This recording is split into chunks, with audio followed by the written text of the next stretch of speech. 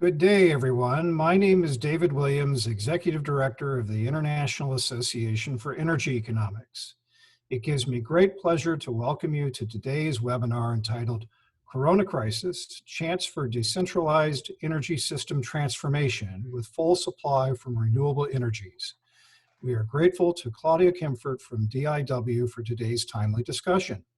First, a little bit about the International Association for Energy Economics. We are the largest association specializing in the field of energy economics and provide a forum for the exchange of ideas, experience, and issues among professionals interested in the field.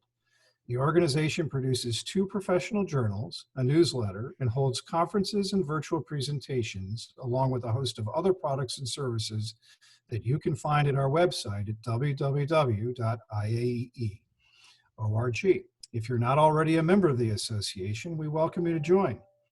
A few housekeeping matters in regard to today's webinar before I hand things over to our presenter.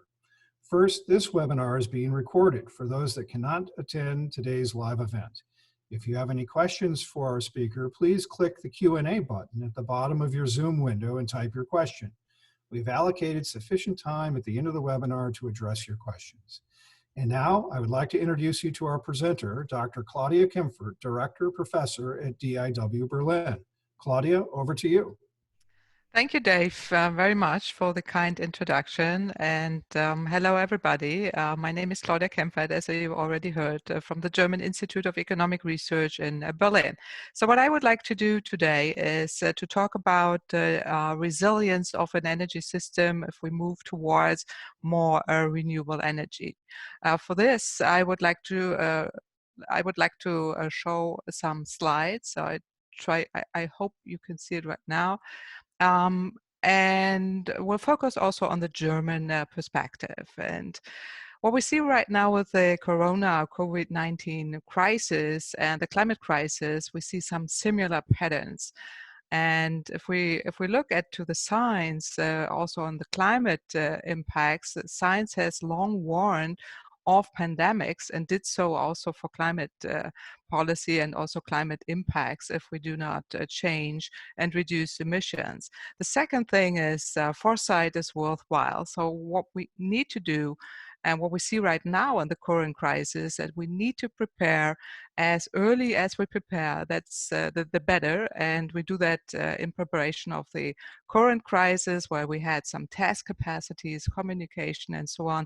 And we do so with the climate crisis, and to avoid the climate crisis with for example, by adaptation through dike construction or something else.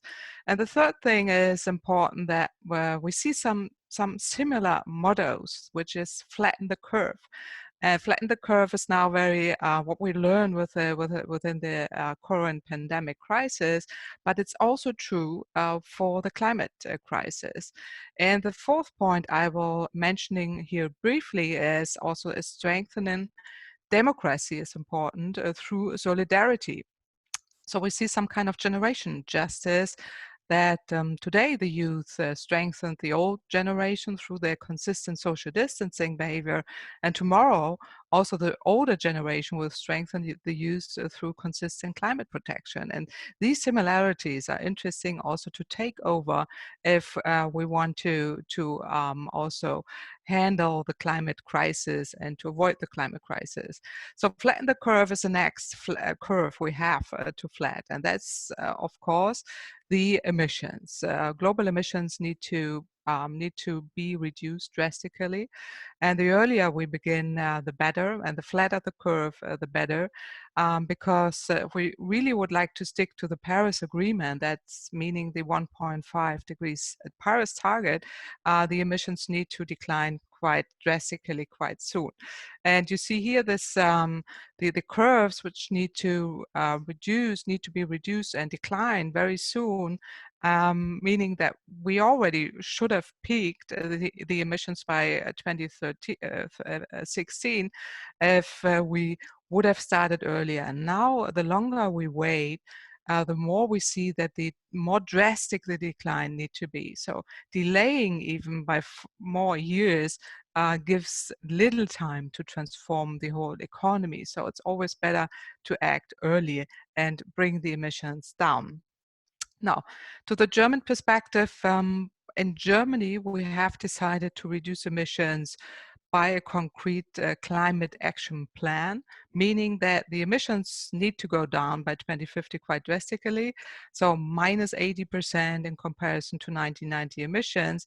And here you see the individual sectors, starting from the energy sector, private households, also agriculture, and of course, industry and transportation.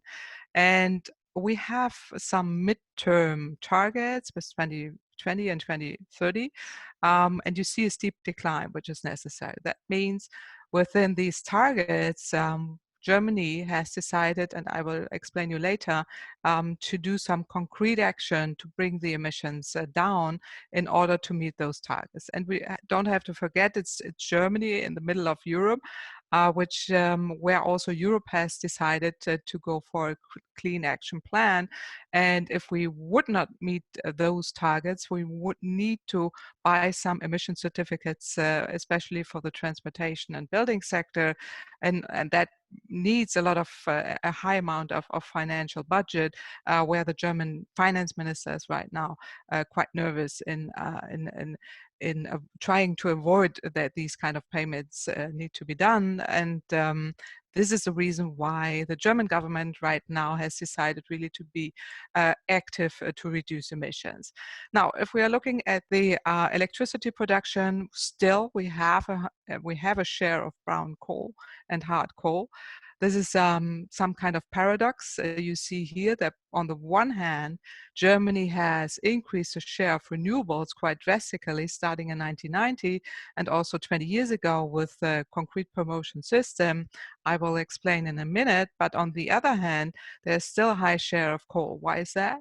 That has been because of a very low CO2 price in the last 10 years.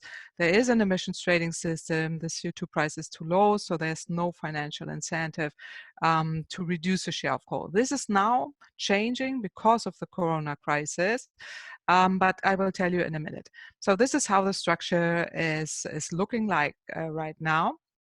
And you see that because of the promotion system in Germany, starting also in 1990, but even with the feed-in tariff system in the year 2000, there has been an increase of the share of gross final energy consumption quite steeply. And this is still ongoing, and this is because there has been a concrete framework, or promotion framework, which is now changed and brings some difficulties. I will explain in a minute, but also because renewable energy is becoming cheaper and attractive to investors, and to bring also here the investment into the sectors.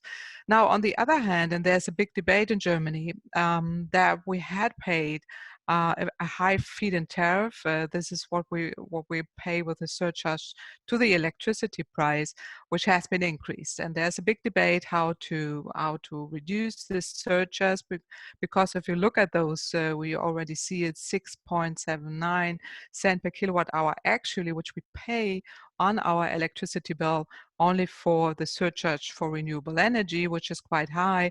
But it's also because the calculation system is that it's calculated to the difference of the amount which is paid to renewable installations to the difference of the stock exchange price.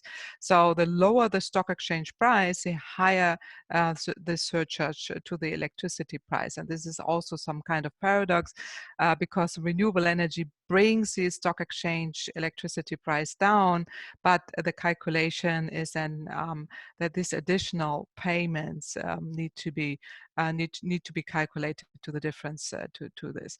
So you see a quite steep increase, and there has been a debate related to this, and the government has decided to cap the additional amount of investments of renewable energy because of the high surcharge, and try to reduce it. So you see it here that this is also a result of a cap of investments and also of a change of regulation system. It's not a feed-in tariff system anymore. It has been changed a few years ago towards an auctioning system. So now, because of the auctioning system, there is a clear installation cap, and you see here that the investment of construction of renewable energy plants are declining. And this is because of the cap. And because you saw here in 2010, there has been a huge increase of investments, especially of solar. So there was some kind of over promotion to solar energy, and this was, I mean, this resulted in the reduction of the feed-in tariff system and also the change in the promotion system. Now, if we look at the feed-in payments, this is by 2006 by 2016. You see that this has been an increase, especially because of the higher share of solar, which you see here, biomass, and also wind onshore. And this now, because of the cap, is declined, and the government tries to really bring this amount also further down because they would like to avoid that there will come more renewable energy feed-in payments in the future, and that's exactly what's ongoing right now. And this is but this is a result also of the debate to reduce costs. Now in Germany, I would say, because also Germany has promoted renewable energy very strongly in the last 20 years, the cost of photovoltaics especially has been gone down, but also because of competition. The Chinese decision also to invest heavily into photovoltaics brought the prices down, which is good for the market and also good for the cost, because the costs are declining. And we see also not only of photovoltaics a reduction, but also of the other technologies of renewable energy, starting with bioenergy, or also solar PV, or concentrated solar power, wind onshore, wind offshore is declining. And this we see already right now, that the most recent auctioning results for offshore wind energy, for example, goes without any subsidy anymore. And also the cost of the recent tendering shows that the cost for solar is extremely low. And this is also because of the system and the promotion we had in Germany. Now, what we did, and this is what I would like to talk here the rest of my time about, the recent results we did on a 100% renewable energy transition pathway in order to increase the resilience of an energy system, especially in those times where we are right now, in order to reduce risk and also increase value added at home or in the domestic market. So here you see we did some similar different studies here, together with colleagues like Christian Breyer from Finland, or the colleagues from Technical University of Berlin. We did some publications related to this. I will also spread this information after the talk. Now, what we find is that 100% renewable energy system needs a full transformation, that's for sure, but it's technically feasible. It's also economically efficient and technically efficient. So from the pure economic point of view, because of the reduced costs and because of the investment, we create a lot of value added also for the domestic market, which is relevant. And this means, of course, a full transformation in all different kind of sectors, not only in the electricity sector, as I just presented, but also in the transportation and building sector. So it's connected to homes, it's connected to the very decentralized level, and this is why it's very much connected to the people as well, and not so much with the conventional system of utilities, or the conventional business models of utilities. And now it's changing completely, and this is what we see already with a lot of business models in Germany from big investors and big companies.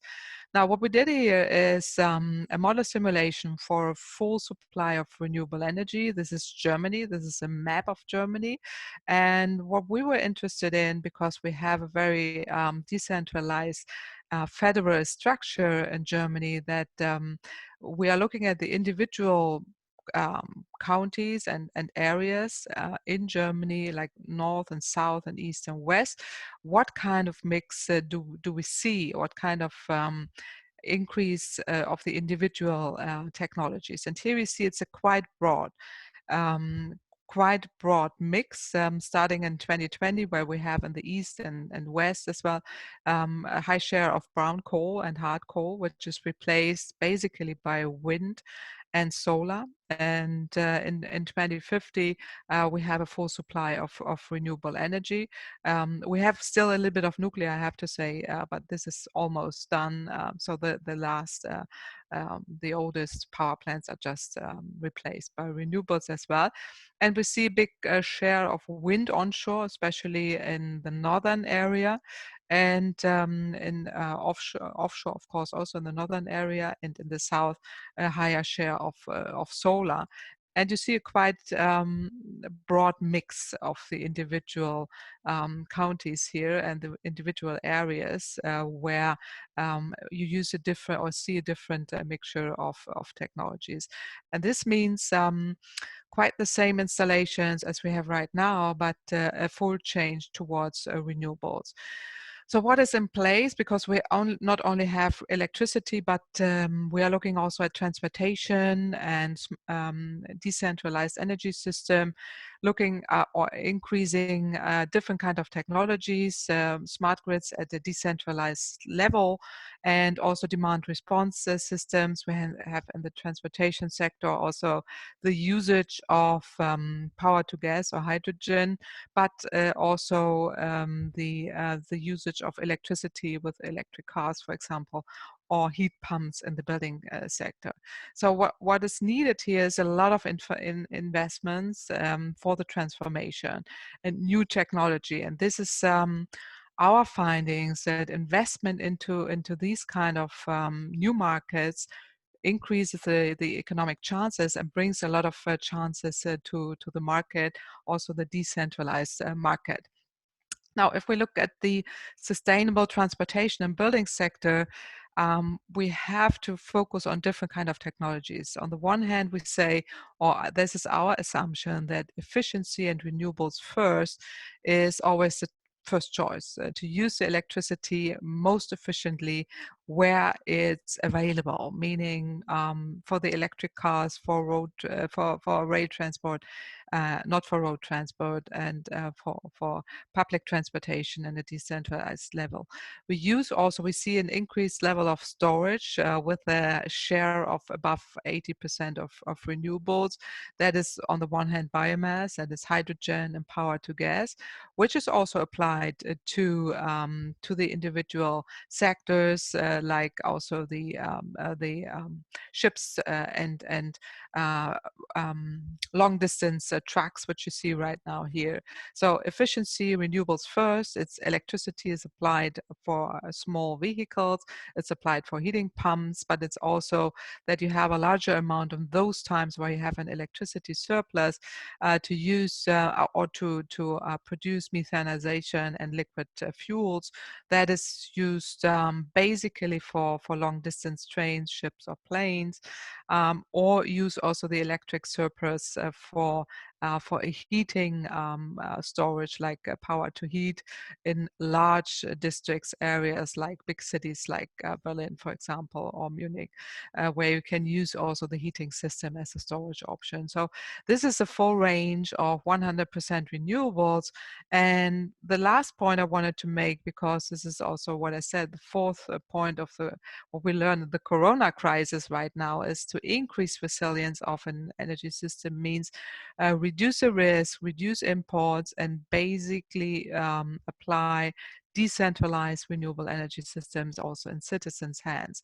And what we what we figured out with the with the system in Germany is that we had increased a large value added in the regions, not only by the installations of the windmills and solar, for example, but we had already in the past also regional value added, like income taxes, like also the income of employed, the people employed within those utilities working in the renewable energy sector, but also indirect effects. And that's economically quite interesting because not only jobs are created, but also indirect economic effects like also induced value added and taxes related to this. So that's one part which is also important. But the other part is that we figured out a lot of co-benefits in the system, employment effects, competitiveness effects, but also regional value added and energy system acceptance. And right now in Germany, I don't know how it is in other areas of the world, but in Germany, we have a big debate about the acceptance of windmills, more windmills than solar, because solar is usually not that visible on the roof. But we have a big discussions of if new windmills are constructed. But we figure out is as soon as we offer also financial incentives for a city, for a region, for a county, then the acceptance is increased, especially if the electricity price is reduced or the money is spent also to, for example, spend money for the local public transportation systems or for swimming pools and all the rest. And that's quite interesting that these kind of co-benefits increases the success of the energy transformation. And the other part is that we see also reduced fossil fuel imports costs. And that's one point. I mean, right now within the Corona crisis, we see a full collapse of the oil price and the oil costs of imports. But nevertheless, if there are some geopolitical risks, it's always better to focus on domestic energy supply. And the cost could be reduced, especially if there might be some further disruptions or markets which are reacting in a way that the oil price might increase or the gas price. We are more resilient, or the energy system is more resilient, focusing on domestic energy supply. And of what we see right now is the acceptance of also by the people, and recent polls confirm that the acceptance of the energy transition in Germany is quite high. There is a huge acceptance for renewable energy, also because, of course, as I already mentioned, we are paying this surcharge on the electricity price, which is quite high. On the other hand, in Germany, a lot of people pay much more for oil for the heating system or for the transportation system based on oil and gas, and not on electricity. So that's something which is also relevant and increases the chance for full transformation.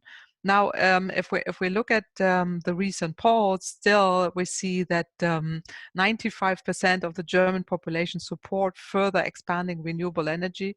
I know this sounds for many countries of the world quite, I mean, interesting because there is really a full support by the Germans. They love the energy transition and they would like to move even further. However, of course, if there is a construction of a windmill around the corner, the opinion is then quite different. But in general, the people in Germany fully support that. That means we will continue in Germany in promoting renewable energy. Will go forward and have decided to go for a coal phase out quite soon. And still, I mean, there is a full acceptance, and you see that that one part is that to have a secure future of our children and grandchildren is the fourth issue I mentioned in the very beginning, that solidarity and democracy and generation justice is very important to the Germans, and they are willing also to move forward and to have a more decentralized system, protect the climate, and get less risk from energy imports. So Now, for the discussion is that the energy transition, especially in Germany, if we figure that out, is not a question of technical feasibility or economic viability, because we can do that. It's basically because a question of political will. We find also out that 100% renewable energy system also worldwide, this is a study from colleague Christian Bayer and others, is more cost efficient than the current energy system and leads to zero emissions by 2050, which is really important in order to meet the climate targets. And also that largely the domestic energy system based on 100% renewables will create energy independency and support millions of new jobs. And this is what we figure out already in Germany, although because of some political changes, we lost jobs, but nevertheless, the renewable energy sector is more labor intensive than the conventional one. So it creates more jobs. Now, what we discuss, and this is my last point, is that in Germany, we are now establishing a climate law. We will now establishing a coal phase out and will increase renewable energy, especially of solar and wind, quite soon. There has been a decision to increase CO2 prices for heating and transportation, especially for the to be the enlargement of the emissions trading system in Europe. But Germany starts first with some CO2 prices related to both sectors. And there is also a promotion of rail transport and electric mobility. So now with the rescue plan or this recovery plan, the economic stimulus program by the German government, in addition also to the Green Deal, is clearly showing that the investments need to go also in climate-friendly technologies. So the Green Deal is 100 billion annually, which has been decided by Europe, but the German package is even also one part of it that intends to invest also in the diversification of the coal regions, to have a structural program for most affected coal regions, that is in eastern part in Germany, but also what is necessary also to where investment is needed because of this corona crisis now and the stimulus program. It goes into investment of railways, refurbishing of buildings, electric mobility, and climate-friendly marine and aviation fuels, which is related to the eco electricity and the hydrogen and power to gas, as I just mentioned. Now, this is under the debate right now, so we are in the middle of the discussions. I'm part of the advisory group to the German government. I can report this is heavily discussed right now, where this packages should be prioritized and which direction it should go. And in order to avoid some bias premiums for old cars or for old technology cars, we are proposing to really go for a 100% renewable energy technology. And this is basically because of the co-benefits we see already with the economic effects, but also the technical feasibility and the new jobs and the cost decline, which are also related to this. So with this, I would like to close and saying the crisis or the move out of the crisis should be 4D with renewables. 4D means decarbonization, digitization, decentralization, and democratization. And what we have learned within the pandemic crisis right now, that everything is feasible, especially if the society stands together and move forward to this direction. With this, I would like to thank you at this point and would like to hand over to Dave. Thank you. Okay, thank you. Thank you, Claudia. We do have one question that has come in so far. Hopefully you can hear me. It's Yeah. virtual plant, please clarify. Clarify. Okay, sure. I can do that. So the virtual power plants means that what I've shown, that you have different parts of the renewable energy which are combined as it would be with digitalization. So it's an energy and load management system. You combine it in such a clever way that is you include the flexibility of the system. For example, that you merge the time of solar and wind, combine it also with biomass and storage, so you have energy security at all time. And this is what we have some business models right now already in Germany, and having virtual power plants which are working almost the same as a conventional power plant, but it's virtual in a sense that we use digitalization, energy management, and load management to this. Okay. If I should do, I could show also again the slide where I explained it, but if it's fine for So, Devendra. perhaps that was a good explanation. Perhaps if the listener has any more questions about the virtual plant, you can write now. Okay, We just got a thanks. thank you for it, Oh, so we're good, good here. good. Another question has come in: what is the carbon source of fuel? Excuse me, Yeah, synfuel. it's a good point because the syn fuel, as I mentioned, I mean, efficiency and renewables are first, so you should use it for electricity as most as possible. But for those areas like heavy trucks or ships and planes, we would need to produce syn fuel. So the CO2 is coming from biomass. That is the plan here. And I mean, we still have a coal for the next 15 years, actually. But we could use that as well. But the plan here is the 100% renewables, meaning that the carbon source would be from biofuels are coming. And there are already some pilots, pilot plans or pilot programs, pilot technology of producing synfuel with 100% renewables and use biomass CO2 for this. Excellent, excellent. All right, there are no more questions that have come in the queue at this time. Claudia, would you like to make any closing remarks?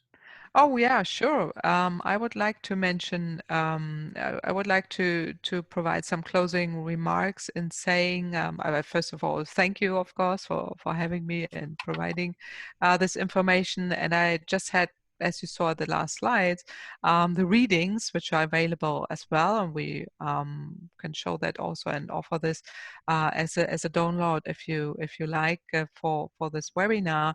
And if there are further questions or interest in our work, please contact me and my team. We would be happy to explain and provide also more information.